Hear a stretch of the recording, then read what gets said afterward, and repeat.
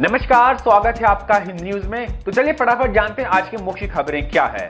Monsoon सत्र, PM Modi बोले जवानों के साथ खड़ी है संसद। विपक्ष ने एलएसी को लेकर की चर्चा की मांग।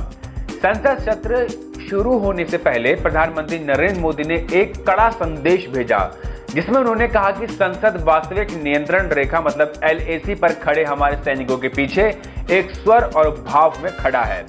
हालांकि विपक्ष ने स्पष्ट कर चुका है कि वह भारत चीन सीमा पर वर्तमान स्थिति के बारे में सरकार से विवरण चाहता है। प्रधानमंत्री नरेंद्र मोदी ने सोमवार को विश्वास जताया कि संसद एक स्वर में यह संदेश देगी कि वह हमारे सीमाओं की रक्षा करने वाले सैनिकों के साथ एकजुटता से खड़ी है। दिल्ली में रेलवे लाइन के किनारे बसी झुग्गियां फिलहाल नहीं हटाई जाएंगी, केंद्र ने एससी से कहा। राजधानी में रेलवे लाइन के किनारे बसी झुग्गियां फिलहाल नहीं हटाई जाएंगी। केंद्र सरकार की तरफ से सॉलिसिटर जनरल तुषार मेहता ने सुप्रीम कोर्ट को यह जानकारी दी। सरकार ने अदालत में कहा कि शहरी विकास मंत्रालय, रेल मंत्रालय और दिल्ली सरकार एक साथ बैठकर 4 हफ्तों में इस मामले का हल निकालेंगे। तब तक झुग्गियां नहीं ढाई जाएंगी। दिल्ली में 140 किलोमीटर तक रेल पटरियों के किनारे करीब 48,000 झुग्गियां हैं। न्यायमूर्ति अरुण मिश्रा, न्यायमूर्ति बीआर गवई और न्यायमूर्ति कृष्ण मुरारी की 3 सदस्यीय पीठ ने इन्हें 3 माह के भीतर हटाने का निर्देश दिया था। 21 सितंबर से स्कूलों में फिर लौटेंगी रौनक, स्वास्थ्य मंत्रालय ने जारी किए दिशा निर्देश। केंद्रीय स्वास्थ्य मंत्रालय ने कक्षाओं में शिक्षण गतिविधियों के संचालन के लिए दिशा निर्देशों की घोषणा की है। केंद्रीय स्वास्थ्य और परिवार कल्याण राज्य मंत्री अश्विनी कुमार चौबे ने रविवार को अपने ट्विटर हैंडल पर दिशा निर्देशों की एक तस्वीर साझा की। स्वास्थ्य मंत्रालय ने कौशल प्रशिक्षण संस्थानों के लिए एक मानक संचालन प्रक्रिया एसओपी जारी किया। उच्च शिक्षा संस्थानों ने 21 सितंबर से प्रयोगशाला कार्य की आवश्यकता वाले तकनीकी कार्यक्रमों में पाठ्यक्रम आयोजित किए हैं। दिशा निर्देशों के अनुसार कुर्सियों डेस्क के बीच 6 फीट की दूरी सुनिश्चित करने के लिए बैठने की व्यवस्था की जानी चाहिए।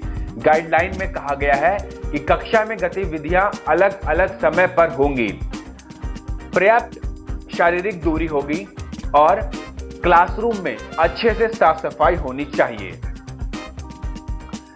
कोरोना के बढ़ते प्रकोप से इजराइल में हाहाकार, प्रधानमंत्री ने दूसरी बार 3 हफ्ते के लिए लॉकडाउन लगाया। इजराइल के प्रधानमंत्री बेंजामिन नेतन्याहू ने पूरे देश में दूसरी बार लॉकडाउन लगाने का फैसला लिया है। कोरोना के लगातार बढ़ते मामलों की वजह से यह फैसला लिया गया है। खुद प्रधानमंत्री बेंजामिन नेतन्याहू ने इस बात की जानकारी दी है। 5 दिन बाद कंगना मुंबई से हिमाचल लौटी, कहा सोनिया सेना ने आजाद कश्मीर के नारे लगवाए। वो दिन दूर नहीं जब आजादी की कीमत सिर्फ खून होगी। मुंबई में 5 दिन बिताने के बाद कंगना रनौत सोमवार को बहन रंगोली के साथ मनाली के लिए रवाना हुई, जो कि हिमाचल प्रदेश में है। 9 सितंबर को वो मुंबई पहुंची थी। सोमवार को उन्होंने 5 ट्वीट किए और महाराष्ट्र सरकार पर निशाना साधा। उन्होंने कहा कि सोनिया सेना ने मुंबई में आजाद कश्मीर के नारे लगवाए।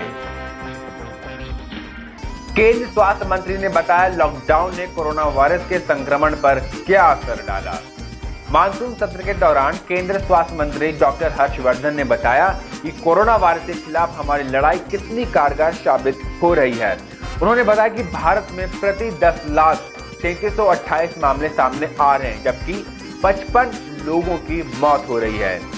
यानी कि हर 10 लाख की आबादी में 3328 लोग कोरोना संक्रमित हो रहे हैं, जबकि 55 लोगों की मौत हो रही है। उन्होंने बताया कि यह दुनिया में सबसे कम में से एक है। स्वास्थ्य मंत्री के अनुसार 92% मामले हल्की बीमारी, 5.8% मामलों में ऑक्सीजन और 1.7% मामलों में इंटेंसिव केयर की जरूरत पड़ रही है। जापान में बदलती सियासत, किसान के बेटे योशिहिडे सुगा बनेंगे अगले प्रधानमंत्री। पीएम पद के लिए रूलिंग पार्टी के इलेक्शन में 2 सांसदों को पीछे छोड़कर जगह पक्की की। जापान के पूर्व प्रधानमंत्री शिंजो आबे के इस्तीफे के बाद किसान के बेटे योशिहिडे सुगा देश के नए प्रधानमंत्री बनेंगे। उन्होंने सोमवार को ruling liberal democratic party LDP के इलेक्शन में जीत हासिल कर ली। वोटिंग में पार्टी के कुल 534 सांसद शामिल हुए। इसमें सुगा के लगभग 377 यानी कि करीब 70% वोट हासिल हुए। अब उनके प्रधानमंत्री बनने का रास्ता साफ हो गया है। सुगा 8 साल तक देश के चीफ कैबिनेट सेक्रेटरी के तौर पर सेवाएं दे चुके हैं। उन्होंने शिंजो आबे का करीबी माना जाता है। प्रधानमंत्री पद के 3 उम्मीदवारों के लिए डाइट मेंबर्स और देश के सभी 47 राज्यों की 3 सांसदों ने वोटिंग की। यही वजह रही कि इसमें 788 सांसदों के बदले सिर्फ 534 सदस्य ही शामिल हुए। इमरजेंसी की स्थिति को देखते हुए यह तरीका अपनाया गया है। LDP के सेक्रेटरी जनरल और तोशिहिरो निकाई ने वोटिंग करवाई। बिहार में कोरोना संक्रमितों की मृत्यु दर 0.5% पर स्थिर, अब तक 822 की मौत। बिहार में कोरोना महामारी के संकट के बीच जहां संक्रमितों के स्वस्थ होने की दर बढ़कर 90% हो गई है, वहीं संक्रमितों की मृत्यु दर पिछले 1 माह से 0.5% पर स्थिर बनी हुई है। 12 सितंबर तक राज्य में कोरोना संक्रमितों की मृत्यु दर 0.5% रही। इसके निकट भविष्य में और भी घटने की संभावना है। पिछले माह 13 अगस्त को भी राज्य में कोरोना संक्रमितों की मृत्यु दर बिहार में 0.5% थी। हालांकि इसके 1 महीने पहले मतलब 13 जुलाई को राज्य में कोरोना संक्रमितों की मृत्यु दर 0.76% थी। कोरोना संक्रमितों की मृत्यु दर में अगस्त में 0.25% की कमी आई है। तो बस आज के लिए इतना ही। बाकी खबरों के लिए देखते रहिए हिंद न्यूज।